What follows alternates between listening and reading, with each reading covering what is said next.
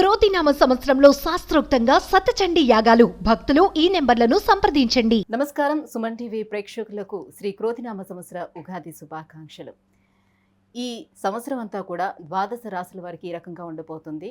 ఆయా రాశుల వారి నవగ్రహాల స్థితిగతులు ఏ రకంగా ఉన్నాయి, వాటి వల్ల ఎలాంటి ఫలితాలు మనకు ఉండబోతున్నాయి అనే విషయాన్ని తెలియజేసేందుకు మనతో పాటు ఉన్నారు ప్రాచీన సంఖ్యాశాస్త్ర మరియు ప్రశ్నాశాస్త్ర నిపుణులు కృష్ణమాచార్యులు గారు.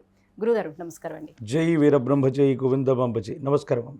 గురుగారు, ఈ క్రోధినామ సంవత్సరం తులారాశి వారికి ఎలా ఉండబోతుంది? గవ్వల శాస్త్రం ప్రకారం వారి గ్రహస్థితిగతులు ఎలా ఉన్నాయి, ఏం తెలియజేస్తుంది? శివాయ బ్రహ్మణే నమ, వీరబ్రహ్మేంద్ర స్వామినే నమో నమ.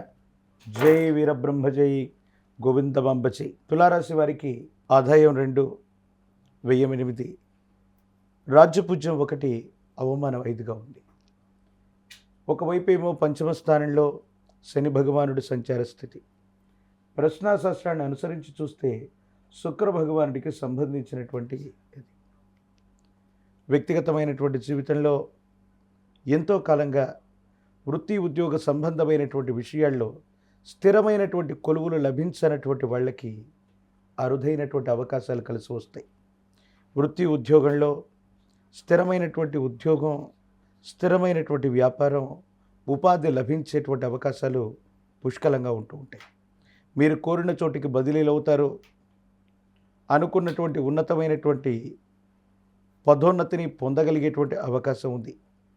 వ్యక్తిగతమైనటువంటి జీవితంలో ఆర్థికపరమైనటువంటి అంశాల పట్ల కూడా జాగ్రత్తగా చొరవ చూపెడతారు. పాత రుణాలు తీర్చగలుగుతారు. కొత్త రుణాలు లేదా స్థిర చరాస్తుల కోసం మళ్ళీ ఆర్థికపరమైనటువంటి అంశాలు, ఆర్థికపరమైనటువంటి సంస్థల నుండి రుణం తీసుకునేటువంటి అవకాశం కనపడుతుంది. ఏది ఏమైనప్పటికీ వ్యక్తిగతమైనటువంటి జీవితంలో ఆర్థికపరమైన అంశాలు బాగున్నాయి. వృత్తి ఉద్యోగ సంబంధమైన స్థితిగతులు బాగున్నాయి. కానీ ఎందుకో తెలియదు, వ్యక్తిగతమైనటువంటి జీవితానికి సంబంధించి ఏవో తెలియని అపోహలు, అపార్థాలు, అపనిందలు వచ్చేటువంటి అవకాశం ఉంది.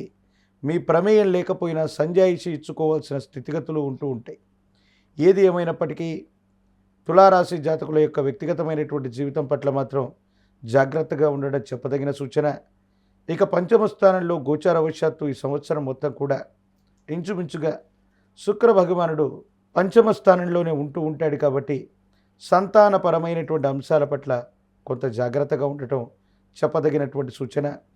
సంతానం యొక్క విద్య, ఉద్యోగం, ఉన్నతమైనటువంటి స్థితిగతుల గురించే కాదు, వాళ్లకు సంబంధించినటువంటి ఆరోగ్యపరమైనటువంటి అంశాల పట్ల కూడా జాగ్రత్తగా ఉండడం చెప్పదగినటువంటి సూచన. గురుగారు, విద్యార్థులకు ఎలా ఉండబోతుంది? ఇప్పుడు విద్యార్థులు ఎవరైనా విదేశీయానం చేయాలి, విదేశాల్లోని విద్యను అభ్యసించాలనుకునే వారికి ఏ రకంగా ఉంటుంది? అలాగే రాజకీయ నాయకులు కూడా. విద్యార్థులకి అనుకూలవంతమైనటువంటి కాలం. ఏకాగ్రతతో కూడినటువంటి చిత్తంతో వాళ్ళు మంచి ఉత్తీర్ణతని, ప్రథమ శ్రేణిలో ఉత్తీర్ణతను పొందడానికి అవకాశం ఉన్నటువంటి పరిస్థితి.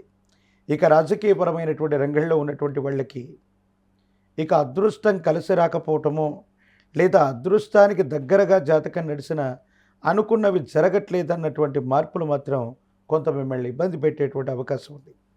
ఇలాంటి స్థితిగతుల్లో తీవ్రమైనటువంటి జనాకర్షణ ఉన్నటువంటి నేతలు కూడా ఒక్కొక్కసారి అదృష్టం కలిసి రాక టికెట్లు లభించకపోవటం, లేదా పదవి లభించకపోవటం, కొన్ని చిన్న చిన్న ఇబ్బందికరమైనటువంటి పరిస్థితులు ఉన్నాయి. కాబట్టి మీ లక్ష్యాన్ని సాధించేటువంటి వరకు మాత్రం ఖచ్చితంగా మీరు పోరాటాన్ని సాగించవలసిందే. మనకి లక్ష్యాన్ని సాధించామన్నటువంటి నివ్వెరపాటు చర్యల వల్ల చిట్ట చివరి నిమిషంలో కొన్ని ఇబ్బందులు ఎదుర్కొనేటువంటి అవకాశం ఉంది. కాబట్టి ఏకాగ్రత చిత్తంతో తప్పనిసరిగా లక్ష్యం పూర్తయింది అన్నటువంటి ఆలోచన వచ్చే వరకు కూడా మీ ప్రయత్నాలు చేయవలసింది. సో వారి ఆరోగ్యం, కుటుంబ సభ్యుల ఆరోగ్యం ఏ రకంగా ఉండబోతుంది? సంతాన యోగం అనేది ఉంటుందా? వీరి యొక్క ఆరోగ్యం బాగుంటుంది. కానీ పంచమ స్థానంలో శని భగవానుడు 2025 ప్రారంభం వరకు అంటే ఇంచుమించుగా ఈ 2024 సంవత్సరం వరకు కూడా క్రోధినామ సంవత్సర అంత్యం వరకు కూడా ఉండేటువంటి అవకాశం ఉంటుంది. కాబట్టి సంతానపరమైనటువంటి ఆరోగ్యం కొంత ఇబ్బంది కలిగిస్తుంది. సంతానం లేనటువంటి వాళ్ళు కొంత ఆలస్యమయ్యేటువంటి అవకాశం ఉంది. ఈ పరిస్థితుల్లో ఉన్నటువంటి నేపథ్యంలో పిల్లల యొక్క వ్యక్తిగతమైనటువంటి ఆరోగ్యపరమైన అంశాలు, వారికి సంబంధించినటువంటి విద్య, భవిష్యత్తు వీటి గురించి కూడా ఎక్కువగా జాగ్రత్త తీసుకోవడం చెప్పదగిన సూచన. ఇంకా ఎటువంటి పరిహారాలను పాటించుకోవాలి, ఏ దైవారాధన చేసుకోవాలి వీళ్ళు?